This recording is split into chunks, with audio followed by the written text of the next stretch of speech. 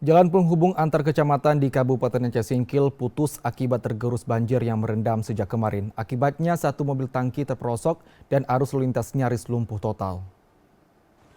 Kendati banjir yang melanda desa Rimu dan Cingkam di Kecamatan Gunung Meriah, Kabupaten Aceh Singkil berangsur surut, namun dampak banjir masih terasa dan mengganggu aktivitas warga serta pengendara.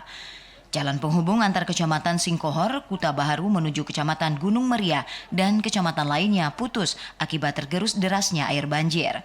Hal ini diperparah dengan terperosoknya satu unit mobil tangki saat hendak melintasi jalan tersebut, sehingga membuat kondisi arus lalu lintas terhambat. Warga berupaya membuat jembatan kecil dari kayu yang seadanya dan hanya dapat dilintasi oleh kendaraan roda 4 serta sepeda motor.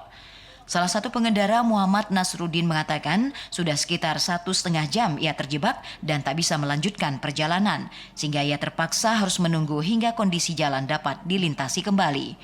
Ia berharap pemerintah daerah secepatnya menangani jalan yang putus ini dan tidak hanya ditimbun, lantaran dikhawatirkan akan kembali tergerus derasnya arus mengingat jalan ini memang kerap dilanda banjir. Kita harapan merencana mau ke Rimu, selanjutnya mau menuju ke kota Singkil, tapi udah hampir sekitar 1,5 jam lah kami ada di sini, karena terkendala ada di tepatnya di belakang kita ada truk yang terhambat di situ. Akhirnya kami tidak bisa lewat gitu. Ini rencananya kita mau menunggu sampai ada mungkin bantuan truk ditarik ya. Sebelumnya jalan penghubung antar Kecamatan Singkohor, Kuta Baharu menuju Kecamatan Gunung Meriah dan kecamatan lainnya sempat putus dan telah ditanggulangi secara darurat. Namun saat ini jalan tersebut kembali putus akibat terjangan banjir.